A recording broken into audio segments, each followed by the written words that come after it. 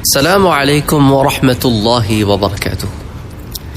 جیسا کہ میں نے آپ سے پچھلے درس میں اس بات کا ذکر کیا کہ جنت کی اصل دائمی ابدی نعمتیں یہ تو حاصل ہوں گی میدان محشر میں حساب و کتاب کے مرحلے کے بعد، یا وہ لوگ جو بغیر حساب کے جنت میں داخل ہو جائیں گے۔ بہرحال یہ اس کی بات ہے، اس دور کی بات ہے، اس وقت کی بات ہے کہ جب یہ تمام معاملہ پھر دائمی شکل اختیار کر لے گا، ہمیشہ کی شکل اختیار کر لے گا، خالدین فیہا ابدا کی شکل اختیار کر لے گا کہ وہ ہمیشہ ہمیشہ اس میں رہیں گے۔ لیکن ایک عالم برزخ بھی ہے، عالم برزخ میں بھی اللہ کے نیک بندے نعمتوں میں ہیں، جنت کے مختلف درجات میں ہیں، مدارج میں ہیں، جنت کی نعمتوں سے لطف اندوز ہو رہے ہیں ان نیک اعمال کے سبب جو وہ اس دنیا میں کرتے رہے۔ ابن ابی دنیا نے اصمعی سے روایت کیا، انہوں نے کہا کہ میں نے ایک بصری بزرگ یعنی شہر بصرہ کے ایک بزرگ کو دیکھا کہ وہ یونس بن عبید کے رفقا میں سے تھے، ان کے دوستوں میں سے تھے، وہ وفات پا چکے تھے۔ میں نے خواب میں ان سے پوچھا کہ بھائی کہاں سے آ رہے ہو؟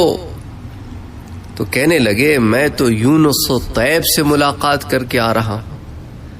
میں نے کہا یہ یونس طیب کون ہے؟ میں تو انہیں نہیں جانتا، مجھے کیوں بتا رہے ہو؟ ایسے بتا رہے ہو جیسا کہ میں جانتا ہوں۔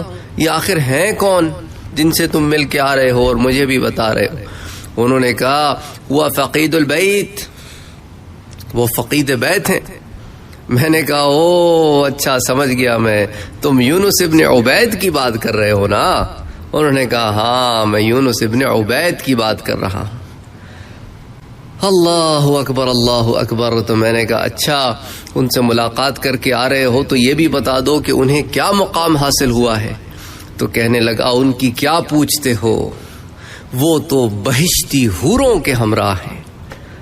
اللہ اکبر اللہ اکبر اللہ اکبر اللہ اکبر۔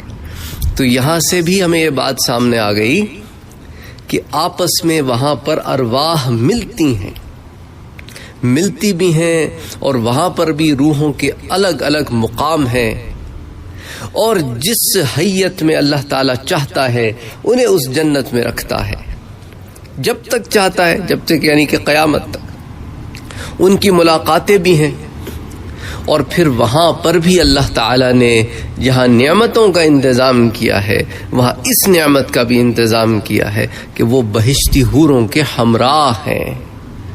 اللہ اکبر اللہ اکبر۔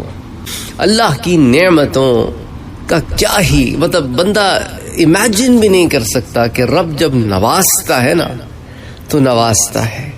لوگ پوچھتے ہیں کہ بھائی حوریں تو پھر وہ بعد میں ملیں گی، حوریں تو بعد میں ملیں گی، یہ وہی ذہن سوال کر سکتے ہیں جن کے ذہن میں اپنے رب کی نعمتیں جو ہیں وہ محدود ہوں۔ جب وہ عالم برزخ میں بھی نوازتا ہے، جب رزق بھی دیتا ہے اور باقی معاملات بھی کرتا ہے، نعمتیں بھی عطا کرتا ہے، تو حور بھی ایک نعمت ہے۔ اس نے جو عالم برزخ کے لیے حوریں رکھی ہوں گی وہ ان سے جدا ہوں گی، جو قیامت کے بعد جنت میں داخل ہونے والوں کو ملیں گی، کیونکہ وہ حوریں تو ان کو تو کسی نے دیکھا ہی نہیں سوائے اس کے جو ان کو حاصل کرے گا۔ ان پر تو ملائکہ کی نظر بھی نہیں پڑی، حالانکہ ملائکہ تو معصوم ہے۔ ان کی تخلیق ان قبوں میں ہوئی ہے جن قبوں میں دروازہ بنایا جائے گا صرف اس جنتی کے لیے جس کے لیے وہ حور ہے، تو وہی اس پہ سب سے پہلے نظر ڈالے گا۔ اللہ اکبر اللہ اکبر۔ اور ایسی حوریں جنہیں کسی نے چھوا بھی نہیں۔ وہ حوریں بھی تو مختلف قسم کی ہیں، ایک قسم کی حور بھی نہیں، وہ پردوں میں چھپی حوریں بھی ہیں، وہ جنت میں چلتی پھرتی حوریں بھی ہیں۔ اللہ اکبر۔ اس پر میں حوروں کی اقسام پر آپ کو ایک درس پہلے دے چکا ہوں۔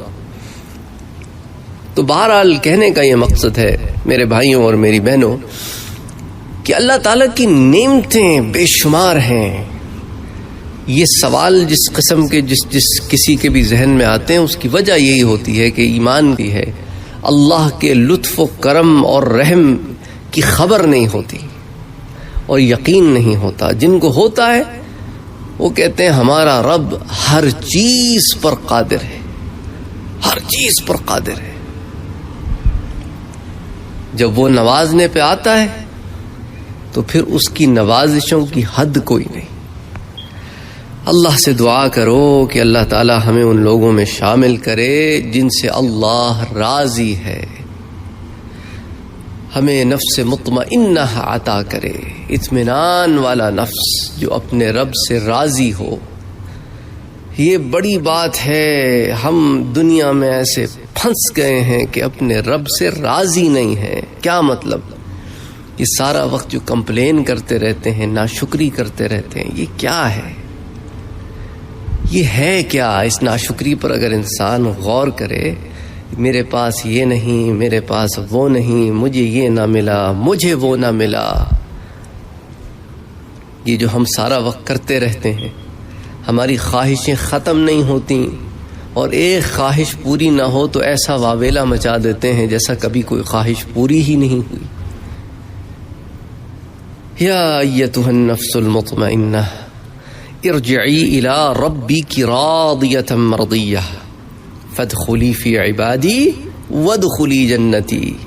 آجا میرے بندوں میں، آجا میری جنت میں، اے نفس مطمئنہ۔ اللہم صل علی سیدنا و حبیبنا و شفیعنا محمد صلی اللہ علیہ وسلم۔